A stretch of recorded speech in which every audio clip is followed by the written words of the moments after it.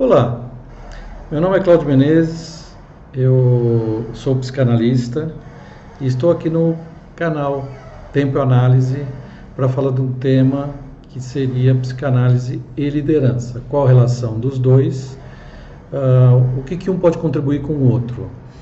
Minha formação original, eu sou economista como formação original, eu trabalhei um pouco nessa área, mas logo depois eu resolvi empresariar na área de tecnologia da informação, que é uma área onde eu já trabalhava, e das experiências como empresário em liderar equipes e como criar equipes de alto desempenho, é que veio o meu interesse da psicanálise, porque eu percebi que não adiantava você dar um ambiente maravilhoso, ou tudo que a sua equipe pedir, vamos falar que por hipótese você dê tudo que a equipe peça, não significa que o resultado, a performance, vai vir naturalmente. Eu percebi que além dos aspectos motivacionais derivados de uma boa comunicação, existiam os aspectos emocionais. E aí foi a grande descoberta, eu resolvi, a grande barreira, né? Eu falei, eu preciso me informar sobre isso. E daí derivou eu acabar indo estudar para ser um psicanalista e praticar psicanálise em paralelo com a minha empresa, onde eu procuro levar de uma área para outra experiências, novidades. E essa é bastante meu foco de interesse a partir de hoje, Legal, Cláudio. Muito obrigado por aceitar o nosso convite no canal Tempo Análise. Eu gostaria de iniciar o nosso bate-papo com a seguinte provocação. O que difere um líder de um chefe? Essa é até relativamente fácil, né? Ela é meia intuitiva, né? Porque a gente imagina que o chefe é aquele que tem um poder outorgado por uma empresa, por alguma instância de poder, e ele tem que comando e controle, né, em que ele vai determinar o que ele quer e os outros vão ter que obedecer. Então, na verdade, o chefe, a relação dele com seus chefiados, né, subordinados, é a relação de sujeito e objeto. No caso, já levando um pouquinho agora para esse pensar um pouco já psicanalítico. Ao passo que a relação do líder com seus liderados necessariamente é uma relação sujeito-sujeito. Então, o sujeito chefe, o sujeito líder, aliás, ele vai estar buscando o melhor que cada um de seus liderados tem, as incongruências, e que cada um deles se apresente como sujeito e sustente aquilo que ele falou que ia fazer. Então, é uma diferença muito grande mesmo. O líder, a humildade tem que ser muito grande, porque ele toda hora vai estar aprendendo com seus erros, ouvindo seus liderados, esses outros sujeitos, e a partir daí ele também vai se constituindo. É interessante porque é uma relação de crescimento mútuo a todo tempo, sendo que a relação de chefe e chefiado é uma relação empobrecedora, na verdade. Legal. Dando sequência a essa questão de buscas e pensando exclusivamente nesse perfil de líder, de liderança, você poderia descrever qual é a essência dessa relação líder e liderado? Então, já falando dessa essência sujeito, talvez a essência seja essa frase mesmo, uma relação entre dois sujeitos. E que ela, por si, ela envolve um respeito muito grande, na verdade. Por mais que o teu liderado tenha suas deficiências, suas questões, no final você nunca pode esquecer que ele é um ser humano e está ali presente com as suas dificuldades. E então, assim, talvez uma palavra muito boa que possa definir a essência é uma palavra chamada integridade. Que, assim, como que esse ser sujeito inteiro, que é o líder, conversa com esse sujeito inteiro, que é o liderado. Essa é um bom caminho para definir, ou uma boa definição que caracteriza essa relação. Já que você mencionou a palavra conversa, eu gostaria de acrescentar, pensando na psicanálise, qual a conversa real que está em jogo na relação do líder com cada um de seus liderados. É interessante essa tua pergunta, porque ela faz conexão com a anterior, né? Porque a conversa que está em jogo no final entre um líder e um liderado é o que de fato esse liderado está me dizendo e o que de fato eu estou dizendo para ele, né? Dando um exemplo, você pediu para ele fazer algo e ele não faz. O que será que está em jogo então? Porque claramente ele vai poder justificar. Então, o ser humano, quando quer justificar, é a coisa mais fácil do mundo. Você encontra qualquer justificativa para qualquer coisa.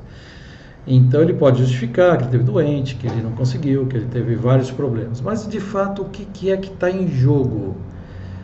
Muito provavelmente, a qualidade da relação. Muito provavelmente, quanto que existe uma integridade entre essas duas pessoas que possam, de fato, conversar sobre dificuldades reais, aí, competências que não estiveram presentes, recursos que não estiveram presentes, e os dois juntos pensarem como resolver esses recursos. Mas isso só é possível que esses dois sujeitos enderecem a questão de uma forma propositiva, positiva, no lugar de endereçar efetivamente, se essa integridade, se essa verdade permeia essa relação. Se existe um vínculo. Talvez essa também seja uma boa palavra para definir a necessidade de ter vínculo nessa relação. Você usou, Cláudio, agora o termo dois sujeitos. Eu gostaria de ampliar um pouco e pensar como se forma um espírito de grupo sincero, transparente, de alto potencial numa equipe, num time, pensando no mundo corporativo atualmente. Tá. Que é outra pergunta bastante interessante, porque é interessante quando a gente fala em grupo, pensa-se mais de uma, duas ou três ou quatro pessoas e ter um líder lá. E realmente, quando a gente fala de uma equipe, eu gosto de usar o termo equipe de alto desempenho. Como é que se cria uma equipe de alto desempenho? Que é uma equipe baseada na confiança, na colaboração, na valorização do outro e na competência. Ela tem que estar presente, a competência. Então, é uma construção conjunta, na verdade. O líder, aí o grande papel do líder é essa construção conjunta de uma visão, de um planejamento do que vai se fazer, mesmo que seja algo curto, pequeno, sempre esses elementos teriam que estar em jogo ali, que é uma visão, um plano feito em conjunto com essa equipe, uma clareza das responsabilidades, assim, então é isso que nós vamos fazer, isso que nós vamos fazer. Então quem faz A, quem faz B, quem faz C, quem é responsável. Não necessariamente essa pessoa vai fazer, mas ela é responsável por aquilo que aquilo aconteça. Mesmo que essa pessoa queira usar a competência do outro, isso vai acontecer naturalmente. Alocar as responsabilidades, plano em curso, acompanhamento. Então, o acompanhamento de cada um para ver se isso está rolando. E por último, e talvez a parte mais importante de tudo isso, é ver o nível de comprometimento, aí sim, individual de cada um. E aí entra o líder. Então, o líder que cumpriu essas 4 etapas anteriores, a última etapa tem a ver já com atitude, tem a ver com por que ele falou que ia fazer algo e apesar de ter participado, ter construído, sabe que a responsabilidade era aquela e ele não faz. Então, aí entra um outro elemento, onde você vai, o elemento de grupo já aconteceu, está andando, onde você vai individualizar a sua relação com cada um dos seus liderados. Diante desses elementos, Cláudio, como que você vê o bom e o mau conflito nessa relação, líder e liderado? Uhum. Então vamos partir exatamente a sequência dessas perguntas aqui. Então, se você chegou num dado momento e você percebeu que, apesar de ter tido uma visão, de planejado junto, alocado as responsabilidades, você acompanha e a pessoa não faz. Então, um conflito começa a se armar, né? O que seria um mau conflito, né? Quando o líder está puxando para si a responsabilidade de solução desse conflito. Qual que seria o bom conflito? Quando o líder coloca no colo do liderado a solução desse conflito. O que isso de fato significa? Que não adianta eu dar aula de lição de moral, eu repetir a mesma coisa 3 vezes, eu ficando irritado crescentemente, eu cobrar 1, 2, 3, todas essas situações vão levar a um conflito crescente, a uma situação em que você vai ficar numa armadilha, o líder vai estar numa armadilha verdadeira. Cada vez mais o liderado vai dizer, pô, porque você é nervoso também, porque você não sabe explicar direito, você não falou bem. Então esse é um péssimo conflito, onde o líder vai crescentemente comprando e sendo refém das próprias armadilhas que esse próprio líder gerou, ao invés de devolver para o colo do liderado as questões que aparecem. Para não ser refém destas questões, Cláudio, como trabalhar o cunho emocional dos liderados? E aí vem, ótima pergunta também, porque exatamente essa é a questão, né? Então, se eu não é o cara que tem que ficar repetindo, e tem que ficar nervoso, e tem que ficar ouvindo as histórias que esse liderado vai trazer, como que eu trabalho então? É evidente que assim, a primeira questão seria reconhecer que sim, existe algo emocional em jogo, que eu não sei o que é. Então a primeira questão é colocar a questão emocional. Quer dizer, vamos falar que nós estamos discutindo, tem uma questão com o liderado que não fez algo. A primeira vez você pode apontar, porque você não sabe por que ele não fez aquilo. E ele vai te responder alguma coisa. E a partir desse ponto, se vem uma justificativa e legítima, às vezes, a pessoa se desculpar, olha, Cláudio, desculpa, realmente foi uma questão pessoal minha, eu esqueci, amanhã vai estar pronto, está resolvido o problema. Agora, se vem uma desculpa qualquer, uma justificativa de, não sei, eu esqueci, uma tentativa de fugir da questão, aí começa o verdadeiro trabalho do líder. E que trabalho é esse em se tratando de uma questão emocional?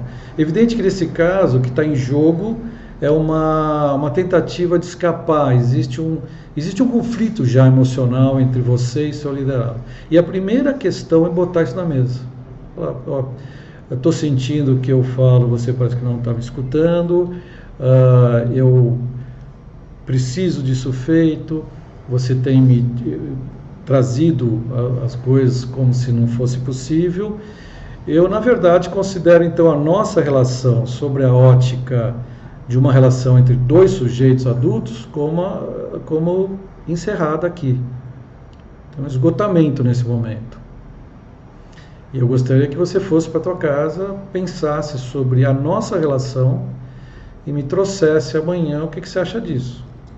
Eu vou fazer isso, a pessoa vai para casa, e no dia seguinte provavelmente ela vai tentar repetir a história da carochinha que ela me contou antes, talvez um pouco mais grave. Eu puxo por um caso típico é choro, por exemplo.